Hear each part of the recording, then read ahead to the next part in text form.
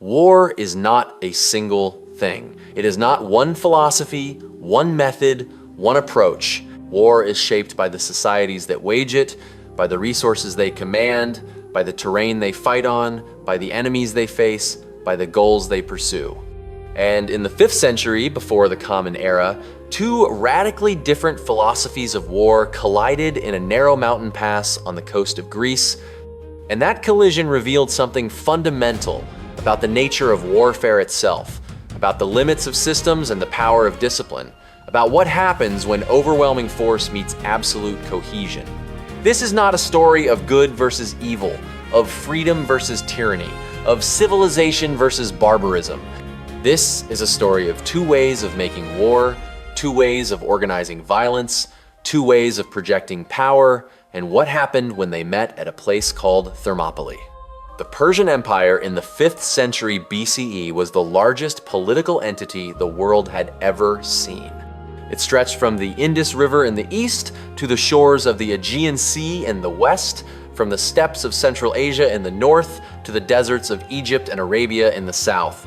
It encompassed dozens of peoples, hundreds of languages, countless cities and villages and tribes. It was not a nation in the modern sense. It was a system, a vast administrative apparatus designed to extract resources, maintain order, and project power across distances that defied comprehension. The Persian Empire was built on roads and messengers, on governors and tax collectors, on garrisons and supply depots, on the ability to move information and resources and armies from one end of the empire to the other with a speed and efficiency that no previous civilization had achieved. The empire was not held together by ideology or by shared culture or by common language.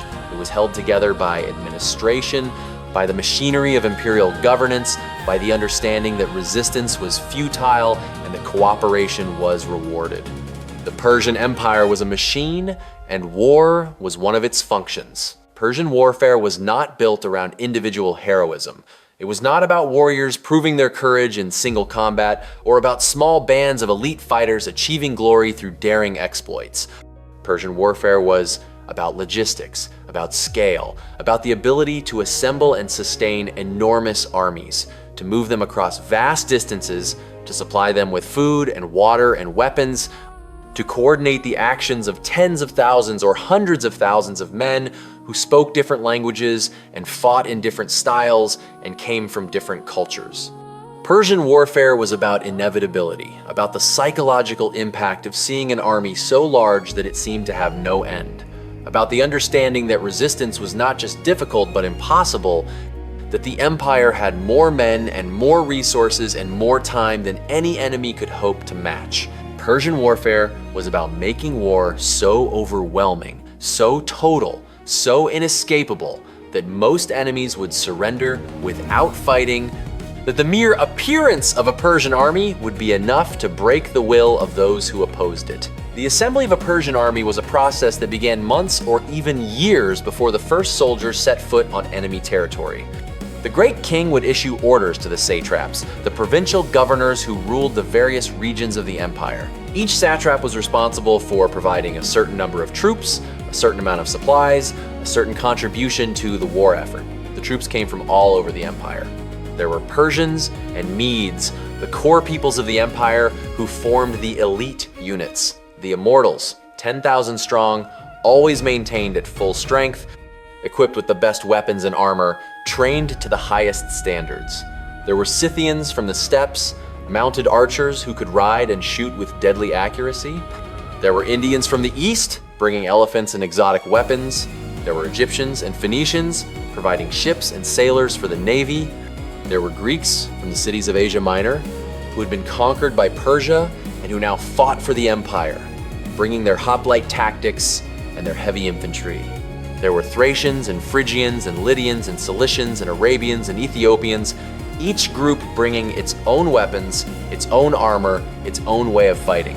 The Persian army was not a uniform force. It was a mosaic, a collection of contingents, each distinct, each contributing to the whole. The logistics of moving and sustaining such an army were staggering.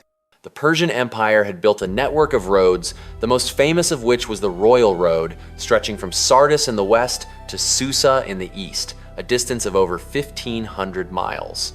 The roads were maintained by the empire, with way stations and supply depots at regular intervals, where messengers could change horses and where armies could resupply. The roads allowed the empire to move information and resources with unprecedented speed. A message could travel from one end of the empire to the other in a matter of weeks, a journey that would have taken months or even years in earlier times. The roads also allowed the empire to move armies, to concentrate forces, to respond to threats, to project power. But moving an army of 100,000 men or more was not just a matter of marching them down a road. It required planning, coordination, organization on a scale that few civilizations had ever attempted. The army needed food. And not just for the soldiers, but for the horses and the pack animals and the camp followers. The army needed water. And in many of the regions through which it passed, water was scarce. The army needed weapons and armor and tools and tents and cooking pots and all the countless items that an army requires to function. The army needed engineers to build bridges and to dig wells and to construct fortifications. The army needed administrators to keep track of supplies and to organize the distribution of food and to manage the logistics of movement. The Persian army was not just a fighting force. It was a mobile city, a self-contained system that could sustain itself for months or even years in the field. The psychological impact of a Persian army on the march was immense. Imagine standing on a hillside and watching the army pass. First come the scouts, light cavalry ranging ahead, searching for threats, securing the route. Then come the vanguard, elite troops, the best soldiers, the ones who will fight if the army encounters resistance. Then come the supply trains. Thousands of pack animals, camels and mules and oxen, carrying food and water and weapons and tents, stretching back as far as the eye can see. Then come the infantry, contingent after contingent, each with its own banners and its own weapons and its own style of dress. Persians and Medes and Scythians and Indians and Egyptians and Greeks, marching in columns, raising clouds of dust that hang in the air and obscure the sun. Then come more supply trains, more pack animals, more wagons. Then come the camp followers, the merchants and the prostitutes and the families of the soldiers, a whole population moving with the army, dependent on it, part of it. And finally come the rear guard, more elite troops, protecting the rear, ensuring that no enemy can attack from behind. The army takes hours to pass, perhaps even days if it is large enough. The sound is a constant rumble, the tramp of feet, the creak of wagons, the braying of animals, the shouts of officers, the clatter of weapons and armor. The dust is everywhere, coating everything, getting into eyes and mouths and lungs. The sight is overwhelming, a river of humanity and animals and equipment flowing across the landscape, unstoppable, inevitable. And the message is clear: resistance is futile. The empire has more men, more resources, more power than you can imagine. Surrender now, and you will be spared. Resist, and you will be crushed. Persian strategy relied on this psychological impact. The goal was not always to fight. The goal was to make fighting unnecessary, to break the will of the enemy before the battle even began. The Persians understood that most people are not heroes, that most people will choose survival over glory, that most people will surrender if they believe that resistance is hopeless. And so the Persians made sure that their armies were as large and as impressive as possible, that they moved with maximum visibility, that they demonstrated their power at every opportunity. The Persians also used diplomacy, offering terms, promising rewards for cooperation, threatening punishment for resistance. The combination of overwhelming military power and skillful diplomacy was often enough to achieve Persian goals without a single battle being fought. Cities would open their gates, kings would submit, peoples would accept Persian rule because the alternative seemed worse. This was the genius of Persian warfare. It was not just about winning battles. It was about avoiding battles, about making war so overwhelming that it became unnecessary. But there were limits to this approach. The Persian system was optimized for open terrain, for regions where the army could deploy its full strength, where numbers and logistics and intimidation could have their maximum effect. The Persian system worked best against enemies who were divided, who lacked unity, who could be picked off one by one, who could be intimidated or bribed or convinced that resistance was futile. The Persian system struggled when it encountered terrain that negated its advantages, when it faced enemies who were united and disciplined and willing to fight to the death, when the psychological warfare failed and actual fighting became necessary. And in 480 BCE, the Persian Empire encountered such a situation at a place called Thermopylae. Sparta was not an empire, it was a city-state, a polis, one of hundreds scattered across the Greek world. But Sparta was unlike any other city-state. Sparta was not a commercial center or a cultural hub or a democracy. Sparta was a military society, a community organized around a single purpose, the creation of the perfect soldier. Spartan warfare was not about logistics or scale or intimidation. Spartan warfare was about compression, about taking a small number of men and forging them into a weapon of absolute discipline and cohesion, about creating a fighting force that could stand against any enemy regardless of numbers, regardless of odds. Spartan warfare was not about flexibility or adaptability or innovation. It was about doing one thing perfectly, about mastering the phalanx, the formation of heavy infantry fighting shoulder to shoulder, shields overlapping, spears projecting forward, moving as a single unit, an organism rather than a collection of individuals. The training of a Spartan soldier began at birth. Newborn boys were inspected by the elders, and those who were weak or deformed were left to die on the slopes of Mount Taygetus. At the age of 7, boys were taken from their families and placed in the Agoge, the state-run education system that would dominate their lives for the next 13 years. The Agoge was not a school in the modern sense. It was a brutal process of physical and psychological conditioning, designed to strip away individuality, to eliminate weakness, to create men who would obey without question, who would fight without fear, who would die without hesitation. The boys were subjected to constant physical training, running and wrestling and fighting, building strength and endurance and pain tolerance. They were given minimal food, forced to steal to survive, beaten if they were caught, taught to be cunning and resourceful. They were subjected to psychological pressure, humiliated and insulted and tested, taught to suppress emotion, to endure suffering, to value the group over the self. They were taught to read and write, but only the basics. They were taught music and poetry, but only to instill discipline and rhythm. Everything in the Agoge was designed to create a soldier, a man who would function as part of the phalanx, who would hold his position no matter what, who would trust the man beside him and be trusted in return. At the age of 20, if a Spartan youth survived the Agoge, he became a full citizen and a soldier. But the training did not end. Spartan men continued to train every day, practicing the movements of the phalanx, drilling the formations, maintaining their physical fitness, honing their skills. Spartan soldiers did not have jobs or professions. They did not engage in trade or commerce. They were supported by the labor of the helots, the enslaved population that worked the land and provided the food and the resources that allowed Spartan citizens to devote themselves entirely to war. Spartan soldiers lived in communal barracks, eating together, training together, sleeping together, bonding in a way that went beyond friendship or brotherhood, becoming parts of a single organism, a collective entity that thought and moved and fought as one. The Spartan phalanx was the ultimate expression of this training and this culture. It was a formation of heavy infantry, hoplites, each man equipped with a large round shield, a bronze breastplate, a bronze helmet, greaves to protect the shins, and a long spear. The shield was not just a defensive tool, it was the key to the phalanx.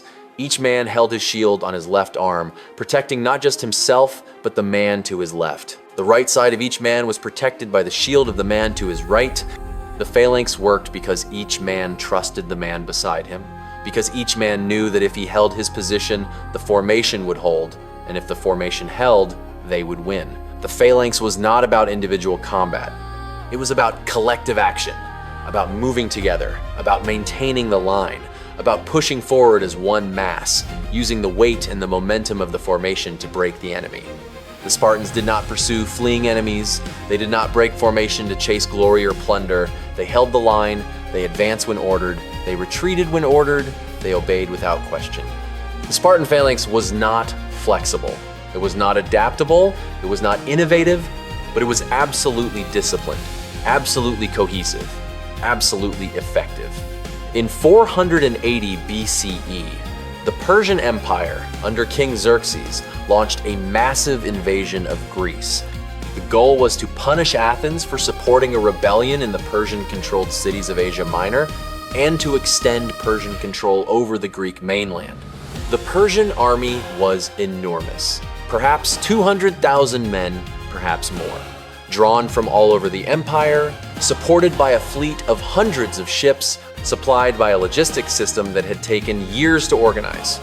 The Persians marched through Thrace and Macedonia, and the Greek city-states, divided and quarreling as always, struggled to organize a response. Some city-states submitted to Persia without a fight. Others prepared to resist, and a small force, led by the Spartan king Leonidas, was sent to hold the pass at Thermopylae, to delay the Persian advance, to buy time for the Greek states to organize their defenses. Thermopylae was a narrow pass, a strip of land between the mountains and the sea, perhaps 50 feet wide at its narrowest point. It was the gateway from northern Greece to central Greece, and anyone who wanted to march an army south had to pass through it. The terrain negated the Persian advantages. Numbers did not matter in a narrow pass. The Persians could not deploy their full army. They could not outflank the defenders. They could not use their cavalry effectively. They could not bring their overwhelming force to bear. The pass was a choke point, a place where a small number of disciplined troops could hold off a much larger force, at least for a time. Leonidas had perhaps 7,000 men at the start of the battle, drawn from various Greek city-states, but the core of his force was 300 Spartans, full citizens, veterans, men who had been training for this moment their entire lives. The Spartans took up position in the narrowest part of the pass, building a wall to further constrict the space, preparing to hold the line.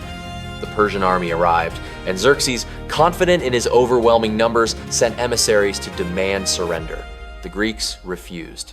Xerxes waited for 4 days, expecting the Greeks to lose their nerve, to realize the hopelessness of their situation, to flee or to submit.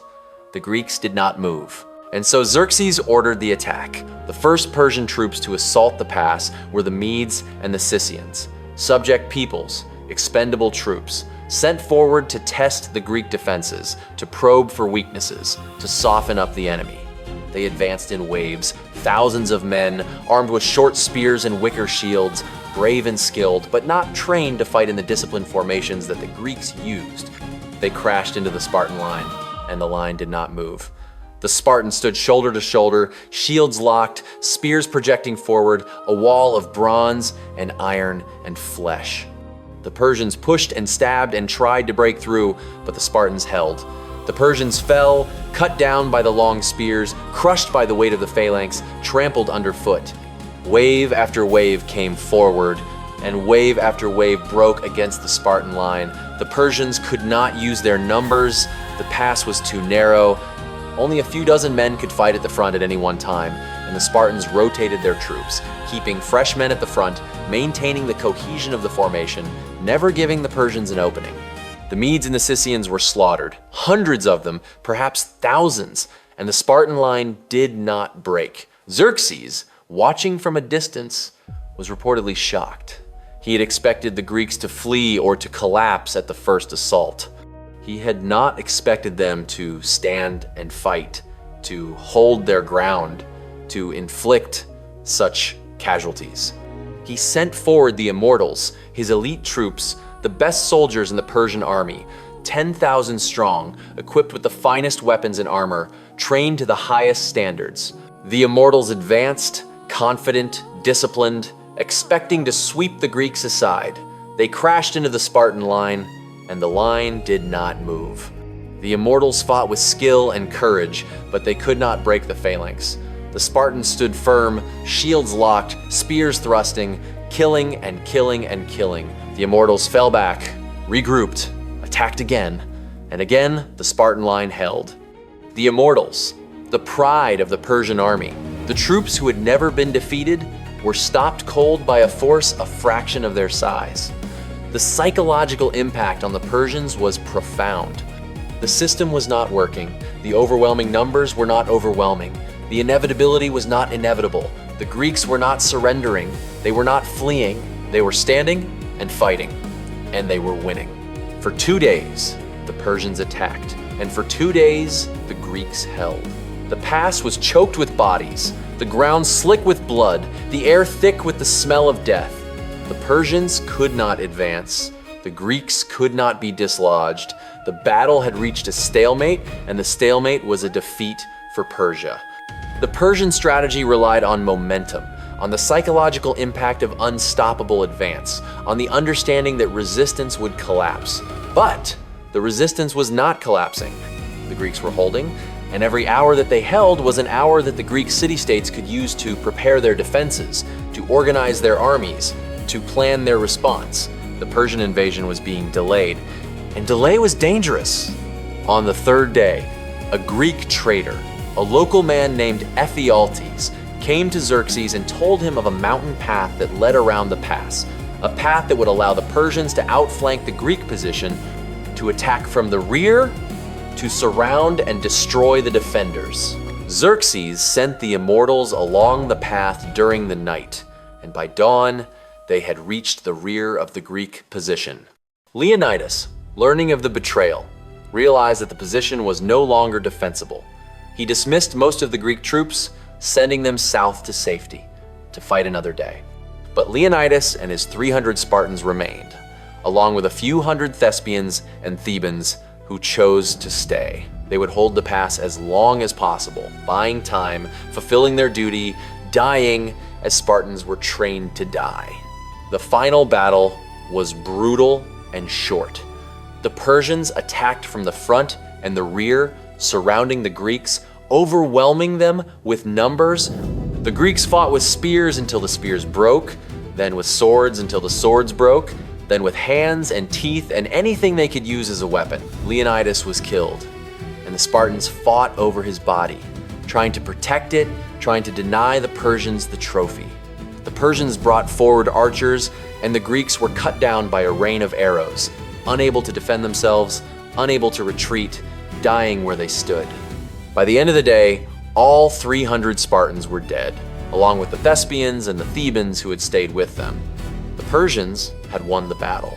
They had taken the pass, they had killed the defenders, but the victory felt hollow. The Spartans had not defeated the Persian army, they had not stopped the invasion, they had not saved Greece, but they had done something more important. They had disrupted the Persian system. They had shown that the overwhelming numbers and the intimidating presence and the psychological warfare were not enough, that discipline and cohesion and willingness to die could hold off an empire, at least for a time. They had bought time for the Greek city-states to organize, to prepare, to unite. And they had sent a message, not just to the Greeks, but to the Persians, that this war would not be easy, that the Greeks would not surrender, that every step south would be paid for in blood.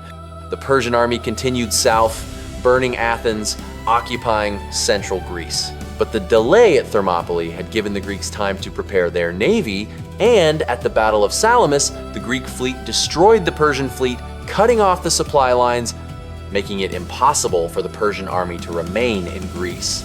Xerxes returned to Persia, leaving a smaller force to continue the campaign. The following year, at the Battle of Plataea, the Greeks defeated the Persian army, driving the Persians out of Greece for good. Thermopylae had not won the war, but it had made victory possible. The clash at Thermopylae revealed something fundamental about warfare. Numbers alone are not decisive. A large army is powerful, but it is also vulnerable, dependent on logistics, on supply lines, on the ability to deploy its forces effectively. A large army can be negated by terrain, by discipline, by an enemy that refuses to be intimidated. Systems can fail under unexpected constraints. The Persian system was designed for open terrain, for enemies that would surrender or flee, for wars that could be won through intimidation and overwhelming presence. But at Thermopylae, the system encountered a situation it was not designed for: a narrow pass, a disciplined enemy, a refusal to surrender. And the system struggled. Human cohesion can temporarily halt empires. The Spartans were not superhumans. They were not invincible. They were men, trained and disciplined and willing to die but still men. And yet, for 3 days, they held off an empire because they were cohesive, because they trusted each other, because they functioned as a single organism rather than as a collection of individuals. The story of Thermopylae is not a story of good versus evil. The Persians were not monsters. They were soldiers, professionals, operating within a system, following orders, doing their duty. The Spartans were not heroes in the modern sense. They were products of a brutal society, trained from childhood to obey and to fight and to die. The story of Thermopylae is a story of two philosophies of war, two ways of organizing violence, two ways of projecting power. The Persian way was based on scale and logistics and intimidation, on the ability to assemble and sustain enormous armies. On the psychological impact of overwhelming force, the Spartan way was based on discipline and cohesion and training, on the ability to create a small force that could stand against any enemy, on the willingness to die rather than to retreat. At Thermopylae, these two philosophies collided, and for a brief moment, discipline triumphed over scale, cohesion triumphed over numbers, the willingness to die triumphed over the expectation of surrender. The triumph was temporary. The Spartans died. The Persians took the pass, but the lesson endured. War is not just about numbers. War is about will, about discipline, about cohesion, about the ability to function under pressure, about the willingness to stand when others would flee. And sometimes, a small force, disciplined and cohesive and willing to die, can change the course of history. The Persian logistics system that made the invasion of Greece possible was itself a marvel of organization and planning. Years before the first soldier crossed into Europe, Persian engineers and administrators were preparing the way. Bridges had to be built across rivers, roads had to be widened and repaired, supply depots had to be established at strategic points along the route. The most famous of these engineering projects was the Bridge of Boats across the Hellespont, the narrow strait that separates Asia from Europe. The Persians constructed two bridges, each made of hundreds of ships lashed together side by side with planks laid across them to create a roadway wide enough for the army to cross. The construction of these bridges took months and required the coordination of thousands of workers, shipwrights, and engineers and laborers, all working under the direction of Persian administrators. When a storm destroyed the first bridges, Xerxes reportedly ordered the sea to be whipped as punishment, a gesture that reveals both the ambition and the hubris of the Persian project. New bridges were built, stronger and more secure, and the army crossed from Asia into Europe, a crossing that took 7 days and 7 nights, a continuous stream of humanity and animals and equipment flowing across the water. The supply system that sustained the Persian army during the invasion was equally impressive. The army could not live off the land. The regions through which it passed could not produce enough food to feed such a massive force. The Persians had to bring their supplies with them or arrange for supplies to be delivered to them as they advanced. Supply ships followed the coast, carrying grain and dried meat and other provisions, landing at designated points where the army could resupply. Supply caravans moved along the roads, carrying food and equipment from the depots to the army. The organization required to keep track of all this to ensure that the right supplies arrived at the right place at the right time was staggering.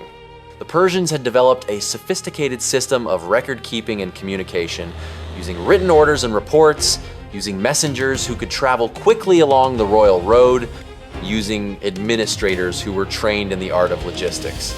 The system was not perfect. There were delays and shortages and mistakes, but the system worked well enough to keep the army moving, to keep it fed and equipped, to sustain it through months of campaigning in hostile territory. The diversity of the Persian army was both a strength and a weakness. The strength was that the Persians could draw on a vast pool of manpower, that they could field an army larger than any of their enemies could imagine, that they could bring together different types of troops with different skills and different weapons, creating a force that was versatile and adaptable. The weakness was that the army lacked unity, that the different contingents spoke different languages and followed different customs and had different levels of training and discipline. The Persians and the Medes, the core of the army, were professional soldiers, well-trained and well-equipped. But many of the other contingents were levies, men who had been conscripted from their homes, given basic weapons, and sent to war. These men were not cowards, but they were not professional soldiers either. They lacked the training and the discipline and the cohesion that comes from years of practice. They fought bravely when they had to, but they were not prepared for the kind of warfare they encountered at Thermopylae, where discipline and cohesion were everything. The Persian commanders at Thermopylae faced a problem that their training and experience had not prepared them for. They were accustomed to fighting on open ground, where they could deploy their cavalry, where they could outflank the enemy, where they could use their superior numbers to surround and overwhelm. They were accustomed to enemies who would retreat or surrender when faced with overwhelming force. But at Thermopylae, none of their usual tactics worked. The pass was too narrow for cavalry, there was no room to outflank. The enemy would not retreat or surrender. The Persian commanders sent wave after wave of troops forward, expecting that sheer numbers would eventually break the Greek line, that the Greeks would tire, that their weapons would break, that their will would fail. But the Greeks did not tire, or if they did, they rotated fresh troops to the front. Their weapons did break, but they had reserves. Their will did not fail. The Persian commanders were experiencing something that the Persian system was not designed to handle. A situation where the usual advantages did not apply, where the usual tactics did not work, where the enemy refused to behave as enemies were supposed to behave. The psychological impact of the battle on the Persian soldiers was significant. They had been told that the Greeks were weak, that they would flee at the first sight of the Persian army, that the conquest of Greece would be easy. But at Thermopylae, they discovered that the Greeks were not weak, that they would not flee, that the conquest would not be easy. The Persian soldiers saw their comrades cut down by the dozen, by the hundred, saw the immortals, the elite troops who were supposed to be invincible, stopped cold by a force a fraction of their size. The Persian soldiers began to doubt, to question, to fear. The psychological warfare that the Persians usually inflicted on their enemies was being inflicted on them. The sight of the Spartan phalanx standing firm, shields locked, spears projecting forward, refusing to move, refusing to break, was terrifying. The Persians had never encountered anything like it. They had fought brave enemies before, but they had never fought an enemy that was so disciplined, so cohesive, so utterly indifferent to death. The Spartan training that made the phalanx possible was not just physical, it was psychological, a process of breaking down the individual and rebuilding him as part of the collective. Spartan boys were taught from childhood that their lives belonged to the state, that their purpose was to serve Sparta, that individual desires and individual fears were irrelevant. They were taught to endure pain without complaint, to face death without fear, to obey orders without question. The training was brutal, designed to weed out the weak, to create men who were hard and cold and utterly reliable. The Spartans were not encouraged to think for themselves, to innovate, to question. They were encouraged to follow, to obey, to trust in the system and in the men beside them. This created a force that was incredibly effective in certain situations, particularly in the phalanx formation, where discipline and cohesion were paramount. But it also created a force that was inflexible, that struggled when the situation required adaptation or innovation, that could be outmaneuvered by a more flexible enemy. At Thermopylae, the situation did not require flexibility. It required exactly what the Spartans were trained to do: to stand in formation, to hold the line, to refuse, to retreat. And the Spartans did it perfectly. The death of Leonidas and his 300 Spartans at Thermopylae became legendary even in their own time. The Greeks erected a monument at the site with an inscription that read, "Go tell the Spartans, stranger passing by, that here obedient to their laws we lie." The inscription captures the essence of Spartan culture, the emphasis on obedience, on duty, on the willingness to die for the state. The Spartans did not see their death as a tragedy. They saw it as a fulfillment, as the ultimate expression of what it meant to be a Spartan. They had done their duty. They had held the pass. They had bought time for Greece. They had died as Spartans were supposed to die, in battle, fighting to the last, refusing to surrender. The legend of Thermopylae became a powerful symbol for the Greeks, a reminder that they could resist the Persian Empire, that they could stand against overwhelming odds, that courage and discipline and willingness to sacrifice could triumph over mere numbers. But the legend also obscures some of the realities of the battle. Leonidas and his Spartans were not alone. There were other Greeks at Thermopylae, Thespians and Thebans, and soldiers from other city-states who fought and died alongside the Spartans. The Thespians in particular deserve recognition. They were not Spartans. They had not been trained from childhood to be soldiers. But when Leonidas dismissed the other Greek troops and prepared to make his last stand, the Thespians chose to stay, to fight and die with the Spartans, because they believed in the cause, because they refused to abandon their allies, because they too were willing to sacrifice for Greece. The Thespians have been largely forgotten by history, overshadowed by the legend of the Spartans, but their courage was no less real, their sacrifice no less meaningful. The Persian victory at Thermopylae was costly in ways that went beyond the casualties. The Persians had lost time, momentum, and psychological advantage. They had demonstrated that their army, for all its size and power, could be stopped by a small force in the right terrain. They had shown that the Greek hoplites, fighting in phalanx formation, were a formidable enemy, capable of standing against the best troops that Persia could field. The Persians continued their advance, but the confidence was gone, replaced by caution, by the understanding that this war would not be easy, that the Greeks would fight, that every victory would be paid for in blood. The delay at Thermopylae gave the Greeks time to evacuate Athens, to move their population to safety, to prepare their fleet for the naval battle at Salamis. And at Salamis, the Greeks won a decisive victory, destroying much of the Persian fleet, cutting off the supply lines that the Persian army depended on, making it impossible for Xerxes to sustain his invasion. Xerxes returned to Persia, leaving a smaller force under the command of Mardonius to continue the campaign. The following year, the Greeks defeated Mardonius at Plataea, and the Persian invasion was over. The legacy of Thermopylae extends far beyond the immediate military consequences. The battle became a symbol, a story that was told and retold, a lesson about courage and sacrifice and the power of discipline. The story resonated because it spoke to something fundamental about the human experience, about the struggle between the individual and the collective, about the tension between freedom and obedience, about the question of what we are willing to die for. The Spartans at Thermopylae were not fighting for freedom in the modern sense. They were fighting for Sparta, for the state, for the system that had created them and shaped them and given their lives meaning. But the Greeks who came after them interpreted the battle as a fight for freedom, for the right of the Greek city-states to govern themselves, to resist the tyranny of the Persian Empire. And that interpretation, however historically questionable, became part of the Western tradition. A story that was invoked whenever people resisted tyranny, whenever a small force stood against a larger one, whenever courage and discipline were needed in the face of overwhelming odds. The contrast between Persian and Spartan warfare reveals something important about the nature of military power. Power is not just about size or resources or technology. Power is about organization, about the ability to coordinate and direct and sustain effort over time. The Persians had organizational power on a scale that the ancient world had never seen. They could move armies across continents, sustain them for years, coordinate the actions of hundreds of thousands of men. But organizational power has limits. It requires infrastructure, supply lines, communication, administration.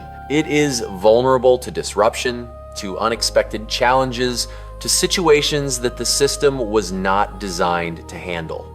The Spartans had a different kind of power, the power of absolute discipline, of total cohesion, of men who functioned as a single organism. This power was limited in scope. The Spartans could not conquer an empire. They could not project power across continents, but within their limits, they were devastatingly effective. They could hold a pass against an army 100 times their size. They could stand and fight when others would flee. They could die without breaking. The question that Thermopylae poses is not which system was better. Both systems had strengths and weaknesses. The Persian system was better suited for conquest, for empire building, for projecting power over vast distances. The Spartan system was better suited for defense, for holding ground, for situations where discipline and cohesion were paramount. The question that Thermopylae poses is, what happens when these systems collide? When the strengths of one meet the strengths of the other? When the assumptions of one are challenged by the reality of the other? And the answer that Thermopylae provides is that in certain situations, under certain conditions, discipline can triumph over scale, cohesion can triumph over numbers, the willingness to die can triumph over the expectation of surrender. The triumph is not permanent. The Spartans died, the Persians took the pass. But the triumph is real, and its effects ripple outward, changing the course of the war, changing the course of history. War is not a single thing. It is shaped by the societies that wage it, by the resources they command, by the terrain they fight on, by the enemies they face. The Persian Empire waged war as a system using logistics and scale and intimidation to achieve its goals. Sparta waged war as a discipline, using training and cohesion and willingness to sacrifice to achieve its goals. At Thermopylae, these two ways of making war collided, and for 3 days, the world watched to see which would prevail. The Persians won the battle, but the Spartans won something more important. They won time, they won hope, they won the knowledge that the Persian Empire could be resisted, that its armies could be stopped, that its power was not absolute. And that knowledge, more than any single battle, more than any single victory, was what ultimately defeated Persia, what saved Greece, what changed the course of Western civilization. Thermopylae was not the decisive battle of the Persian Wars, but it was the necessary battle, the battle that made all the other battles possible, the battle that proved that discipline and courage and willingness to die could stand against the greatest empire the world had ever seen. And that lesson, forged in the narrow pass between the mountains and the sea, endures to this day.